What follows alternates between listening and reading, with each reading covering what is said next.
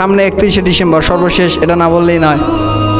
অনেকেই আগে থেকে প্ল্যান করতেছে যে তোমরা গোস্ত নিয়ে আসা, এরপরে ভাত ডাল যা কিছু লাগে আয়োজন করো, আমি একা 4টা বক্স দেবো। সুবহানাল্লাহ কন, সুবহানাল্লাহ কয়।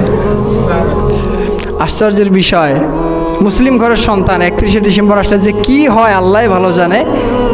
বক্স নিয়ে আসে, হয়তোবা দেখা যাবে যে বাড়িতে অথবা বাড়ির পাশে খেতে মাঠে ঘাটে একটা আয়োজন করবে, আর সারা রাত ধিমসে ধুম্মা চলে ধুম। আছে না নাই? কথা বলেন না কেন, আছে না নাই? এটা কি মুসলিমদের কাজ?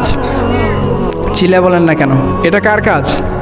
এটা ইহুদি নাসারাদের কাজ। চিল্লা বলতে হবে ঠিক কিনা?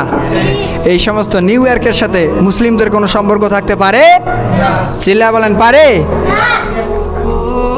কিন্তু আশ্চর্যের বিষয়, এরা দেখবেন টাকা তুলবে, এরপর একটা দল করবে, দল করার পরে বক্স